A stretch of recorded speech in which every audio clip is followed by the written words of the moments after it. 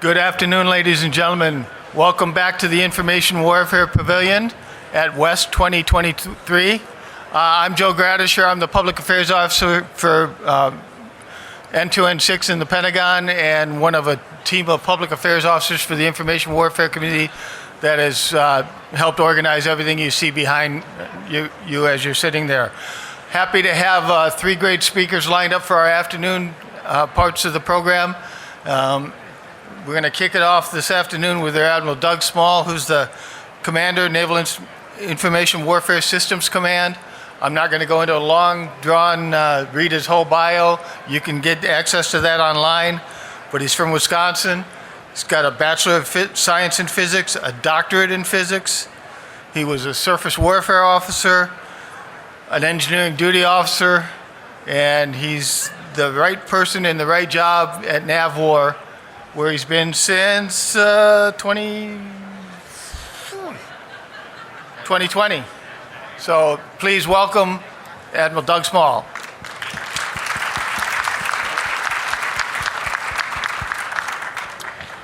Thanks, everybody. Thanks for the opportunity to talk. There's a couple seats down here if anybody is interested. Hey, so yesterday I spoke at the Don IT panel, and I didn't have any slides. And the whole thing was, let's make this interactive. Well, I should have had slides, because you talk about a really quiet room of people just staring back at you. Clearly you're not communicating. Communication is a two-way thing. So for a speaker to know that they're actually getting through, it takes interaction. So today I have slides, but I don't have to use them if you want to ask questions. But if you delay at all, I'm going to talk to you about NAVWAR and systems commands and strategic vectors and stuff like that. Okay? So this can be as interactive as you wish, and it just needs that first person, but all right, you asked for it. Hey, so I am the NAVWAR commander, and a lot of the team that's out here that you're seeing from the government are part of the sort of the NAVWAR enterprise, if you will. We are one of the 5 systems commands in the Navy. We're the ones. I call ourselves the Geek Squad. We're the ones that sort of wire everybody else up when it comes to networking, communications, things like that. Okay? This is what we do. So again, network communications, business systems, warfare systems, information warfare. That is our thing. We have a couple of, we have 3 Echelon 3 commands, so NIWC Atlantic, NIWC Pacific, a lot of those teams are here. And then we have a group out in Chantilly aligned with the NRO called the NAVWAR Space Field Activity. Okay, so there's a group of people out there. We have multiple affiliated PEOs as well as a DERPM, so PEO C4I, Digital, and MLB. Obviously a lot of the people around here, all part of the one NAVWAR family, okay? That's who we are. About 11,000 people, quite literally all over the world, anywhere where information warfare expertise is required, certainly fleet concentration areas, things like that. Okay? Mission and vision. You asked for slides. I'm not going to read it to you, but anyways, our mission is everything from cutting edge S&T, a lot of DARPA funded efforts, all the way through how do you sustain something that was designed and built in the 1960s that sailors rely on today, and it's everything in between is what we do. And our vision is we have to be the very best at what we do. There is nobody else. We are the Information Warfare Systems Command. Second place is the first loser. So we want to be the best. Alignment with the navigation plan, so CNO's nav plan, 4 priorities, right? Sailors, readiness, capabilities and capacities, and our role through information warfare aligns to those. So we've taken those priorities that the CNO has set out and folded them into these our strategic vectors. Under these chevron areas, there's a whole bunch of activities that are all about getting at data and driving better outcomes and are true get real and get better fashion really driving toward strategic direction. I won't talk through each one of these things, but number one priority, our people, empowering a world-class workforce. Starts with treating each individual with dignity and respect, right, and then build up from there. Readiness, readiness of our systems, readiness of our infrastructure, readiness of everything. The way I talk about it is ACIBO 1.0, right? We want if a system needs to work, Sailor pushes a button, it damn well better turn on and work. They don't care that the ACIBO was written at 0.8, it needs to work. Our systems need to be delivered on time. For those of you who are in the installations business, 100% on-time delivery. That's the standard, okay? And that's how we talk about readiness. And then our part in the capability and capacity is really on the networking and things like that, and how do we drive better outcomes through basically taking on the best of world-class commercial ideas in terms of driving digitalization and really being the leading edge for the Navy on a lot of the digitalization type efforts. Okay. Primary job for every systems command is readiness, and then we also run all of the modernization efforts for all of our affiliated PEO development projects. And that's readiness, certainly of readiness of systems on ships and submarines and shore facilities, as well as readiness of networks. And so we're driving toward a lot of the world-class alignment metrics that you may have heard out of PEO Digital, but just things like basic ITIL type functions on how well are we serving our users through our enterprise networks. A few key mission areas just to kind of key up the question and answer period, which I know should be robust.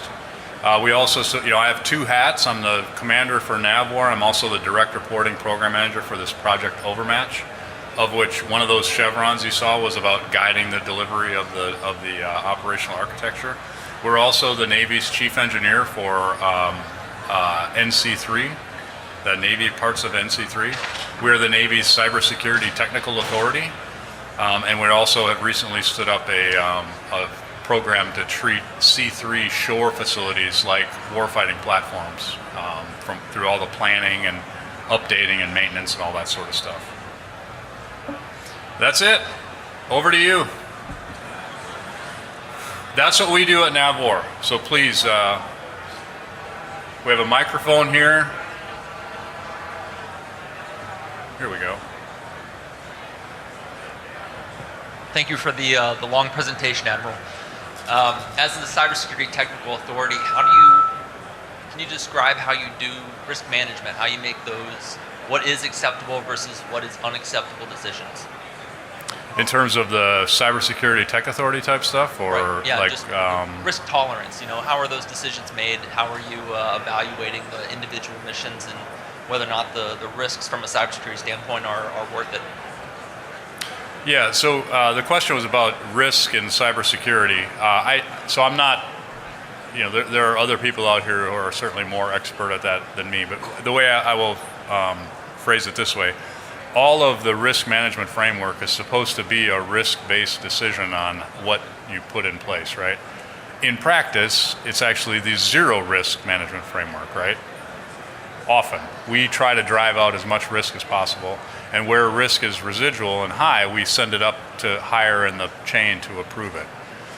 What we're trying to do is we're trying to look at, certainly the vulnerabilities themselves, who has access to it, is it weaponized, all that sort of stuff to try to get to a prioritization scheme for what fixes should go out really, really quickly and which ones could take, if you're in the sort of the execution side of that. On the RMF side,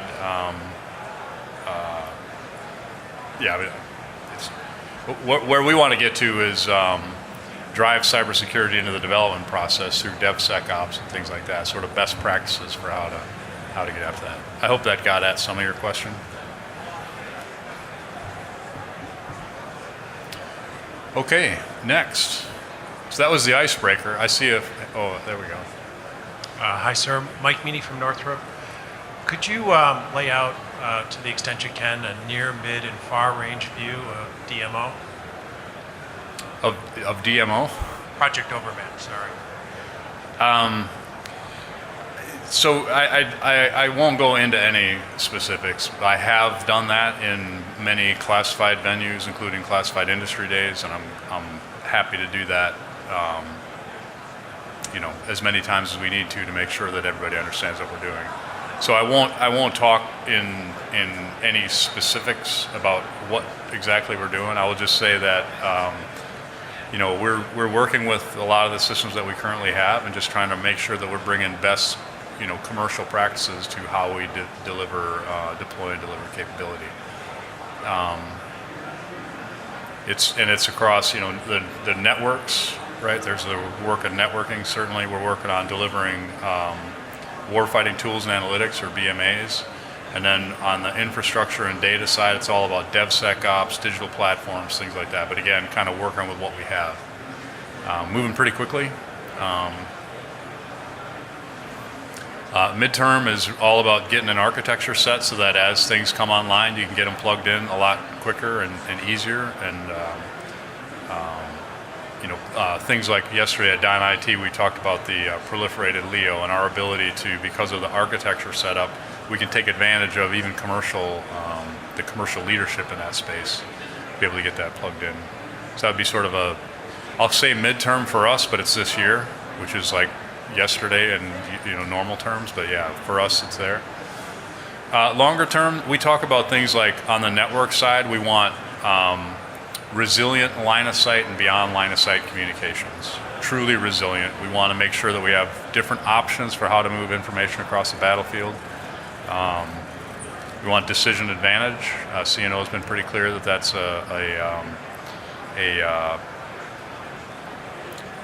I forget what we call it, but it's one of the sort of the fleet design imperatives as to how to achieve decision advantage. So in general, I'd say that's sort of where we're going. And then you got to fill in the blanks of all the stuff that's coming online between where we are now and where we're going to be. Probably unhelpful.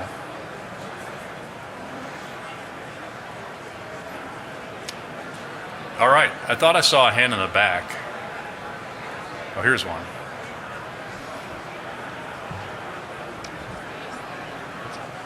My name is Alex Yakutis from Pivot, and we support in Silicon Valley the workspaces of all the big names. And I just love to hear from you about attraction, retention of that world-class workforce. You're competing with so many others. I'd just love to hear your big picture view, particularly going forward into the new headquarters. Yeah, so thanks for that. I mean, and it's a competition for talent. That's why we try to focus on the fundamentals of, let's make sure that our culture is one of treating each individual with dignity and respect, and just start us at that bedrock foundation. Our mission is unlike any of those other groups. You come to work at NAVWAR, you're part of the greatest information warriors in the world. And we make sure that people can contribute to that mission from day one. I mean, that is always our goal. I think that's foundationally that's it. But it's everything from where do we recruit our people, driving down hiring timelines, not accepting it takes this long for OCHR to blah blah blah. We reject all of that. We try to make sure that we're constantly looking that the bar is being set by commercial industry on how do you hire people of the talent that we're looking at, and we're constantly driving toward that. Certainly, there are things that you got to get a security clearance, right? That takes a little bit of time. It's going to be tough to get around that. But if we keep driving at all the other little things, a lot of them really just come down to leadership.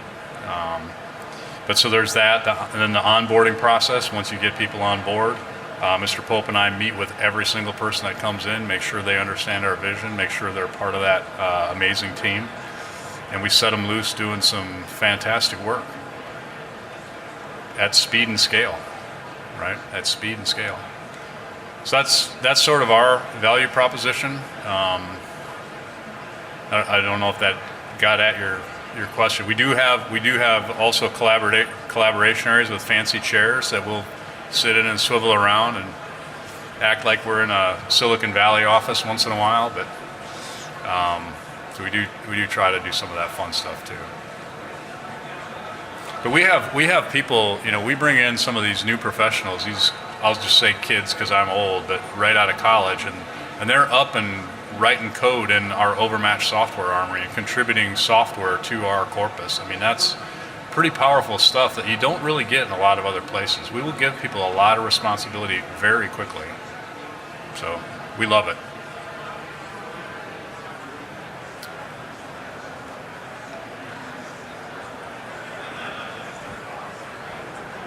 Thank you, Admiral. Scott Schrader with VMware. Was not going to ask you anything about DevSecOps or Kubernetes. Question for you. Last year, you made some really interesting predictions that all came true. Probably the biggest one was the timeline of Russia invading Ukraine. A lot of crazy stuff going on in the world right now. I thought maybe you can share a prediction or two for this coming year. We can't let you off the hook that easy. So my prediction, I'm a big Packers fan, so my one prediction and hope is that we trade Aaron Rodgers because I don't want all the drama. I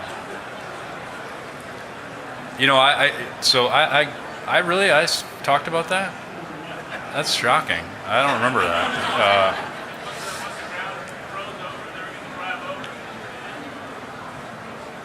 Yeah.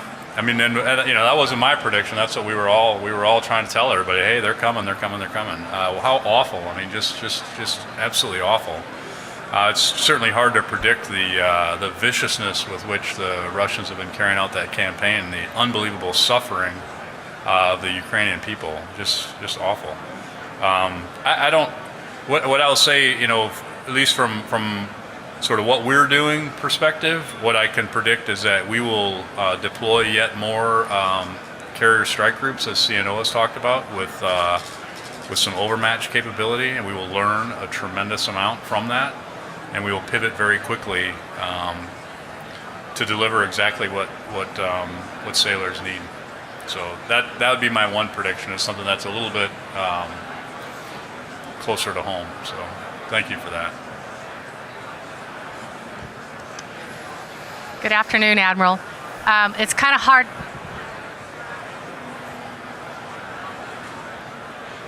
All right, I'll try again. It's really hard to follow that question, but I'll ask you something a little more mundane. With the future of you finding the right capabilities with Project Overmatch, what do you see the programs and the program offices that you're getting those capabilities from, what do you see them looking like in the future?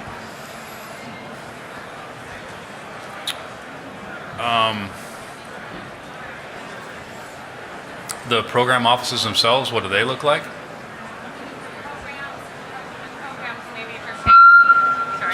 If you're taking from C2 program to get battle management aids, or 120 to get some of those capabilities, you see those program offices changing, their ACAT 1 programs, or those being restructured? What do you see with the future for those? Yeah, at least for the program offices that are associated with the NAVWAR affiliated PEOs. So I don't know what I'd see different in the structure. They're pretty much broken down by sort of product line sort of things. I think where they're headed toward is being much more agile in how they deliver their capabilities.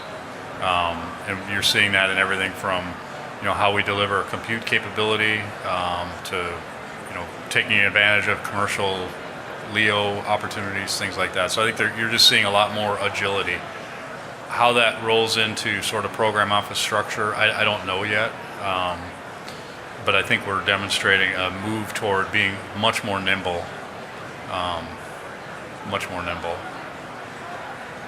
don't know if that's what you were looking for. And you all kind of disagree too, especially from industry. It's usually like, well, why does it take so dang long to get a contract then?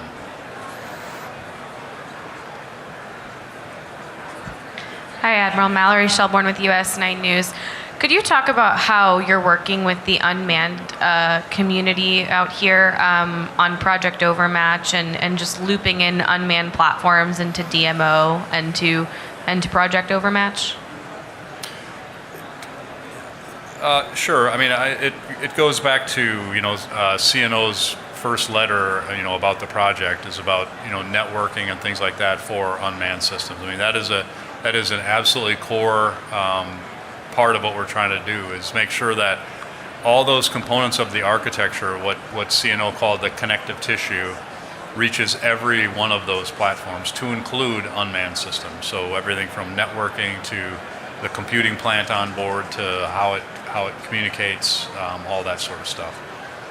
We work with the rest of the providers of unmanned systems to work on the mission side of things, but our role is really on connective tissue. So think about it just like as the computing plant, communications, networking, things like that. Does that make sense?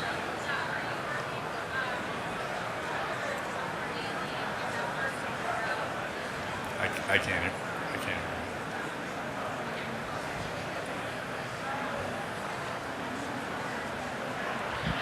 Just a quick follow-up. Are you working with Commodore Daly and his work on figuring out how to use the surface vehicle platforms? They're working on ConOps and stuff like that. Are you tied into that effort, and is there like a feedback dialogue going on between you on that effort?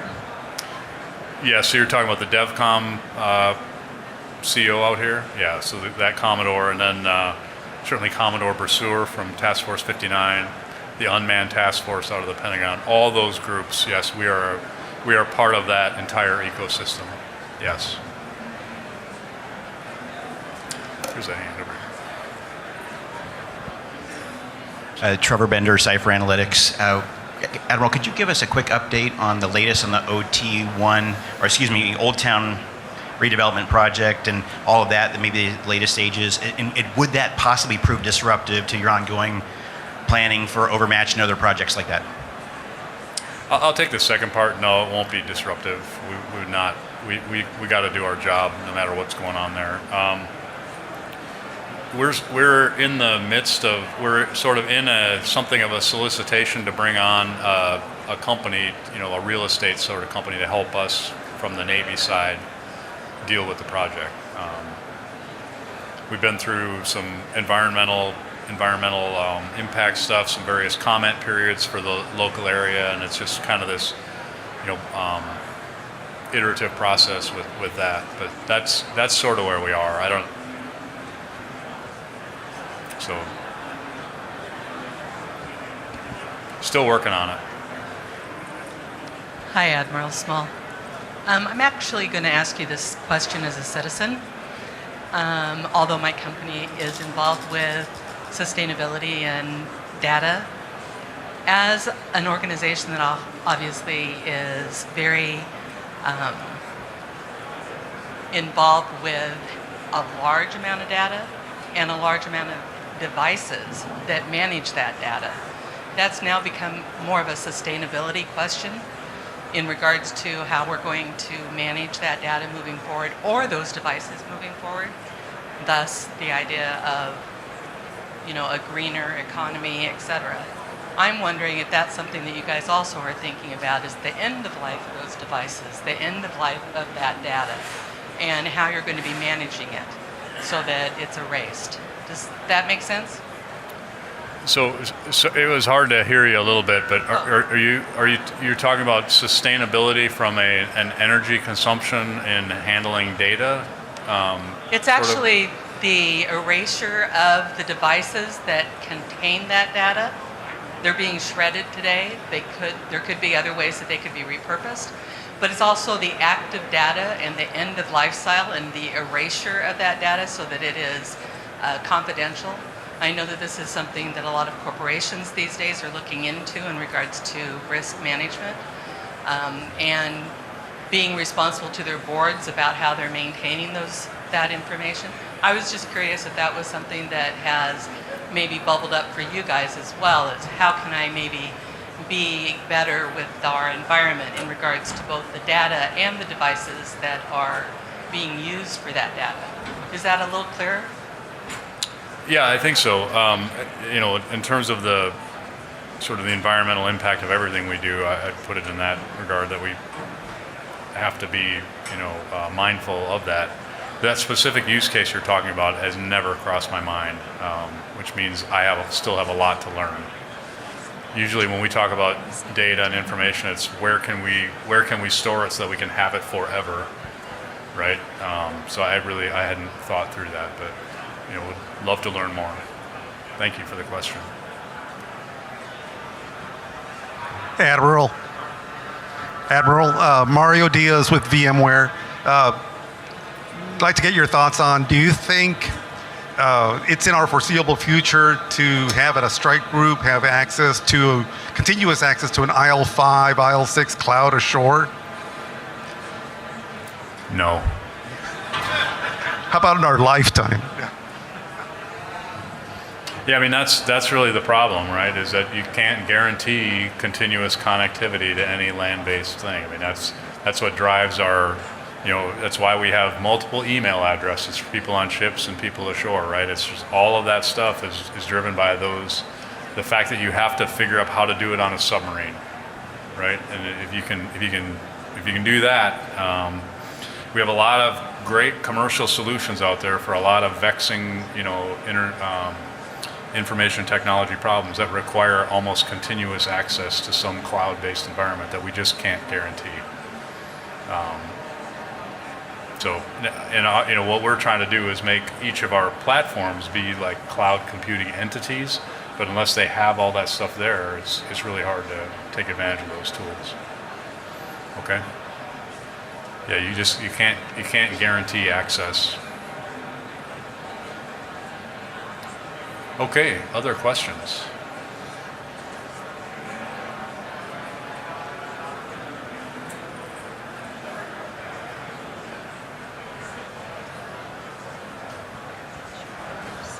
Hey, Admiral Paul Rosbolt from Systems Planning and Analysis.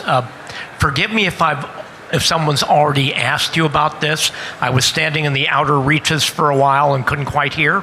But my question is, as we at SPA have worked with some international partners, particularly Five Eyes partners, and the term they use now is interchangeable rather than interoperable.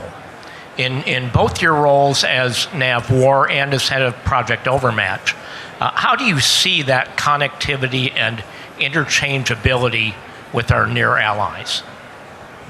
I see it as incredibly important. I'll get a little philosophical. I mean, you can go to, what is a strategic advantage of the United States and our allies? It's the fact that we have friends and allies around the world. Our adversaries have to do that by, hook or crook or coercion. We have friends and allies that we work together on these sorts of things. So, everything we do should be with the mind toward being absolutely interchangeable with our partners.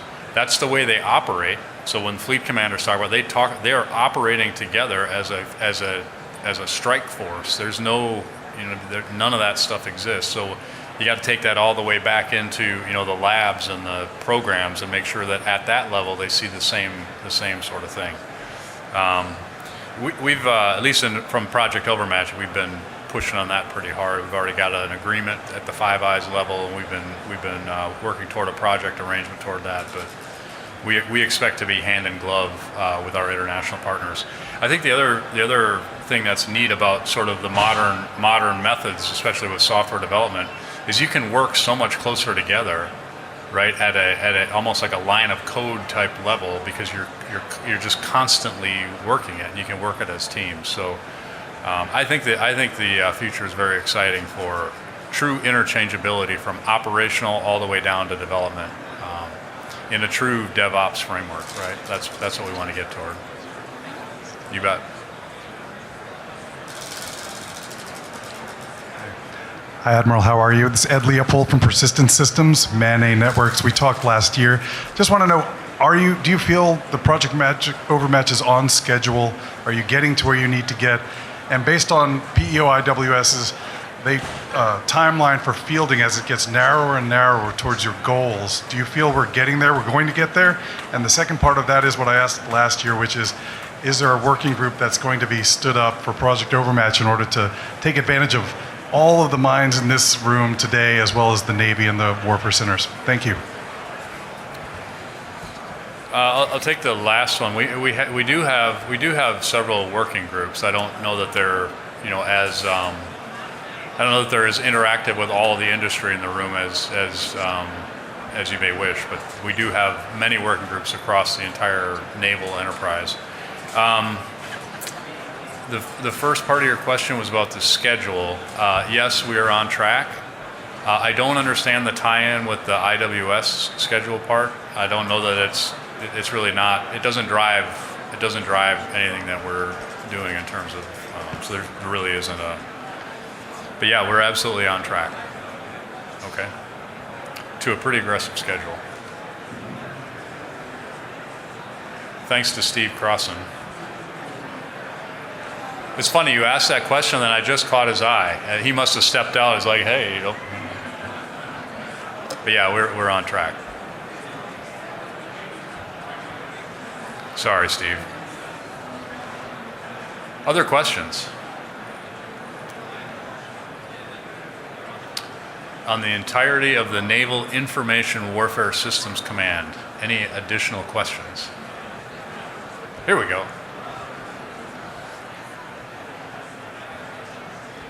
Yes, good afternoon, Admiral. This is Cleve Eason, NAVWAR. But with the, I guess you can say, the speed of technology, do you ever see the SysCom actually owning the training aspect of systems to ensure that the speed of training is matching the technology? So there's parts of the training that we do own and have owned, right? Delivering of training materials is a critical enabler. It does us no good to develop and deliver something that we can't use, right? Which means you got to train people on how to use it. And we work that hand in glove with the fleet. So with the TICOMs who are man, train, equip, with the experts that we have in warfare development centers and things like that, we develop the training materials. What we need to be much more agile in how we deliver training to keep up with the delivery of capability. That's really the key. Do that stuff in parallel rather than doing one and then the other, right? So I think it's yes, but we own part of it and always have and always will, right? And it's just the way it is. Okay, anything else? I see the Decision Advantage team has showed up. Squad?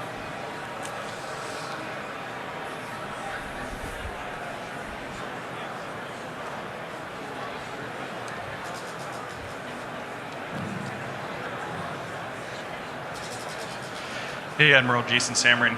With that compressed timeline that you talked about, do you feel that the vendor community understands and appreciates that? And is there anything that you think as NAVWAR that they could do to help enable the efforts of NAVWAR?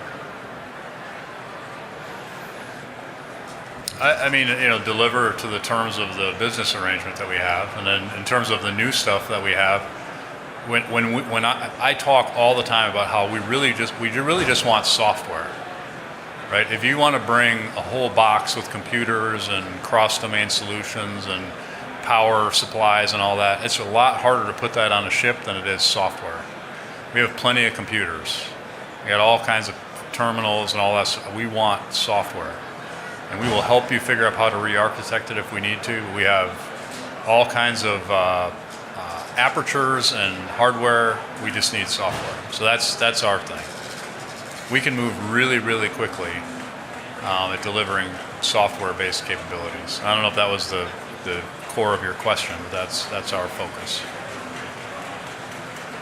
I think there should be a realization that most of the capabilities that we talk about are software-based. I mean, that's everything we do is a software platform. So don't bring us boxes of computers, bring us software.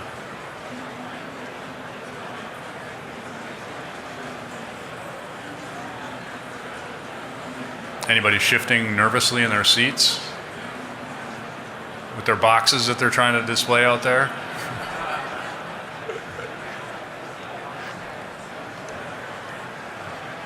All right, any other questions?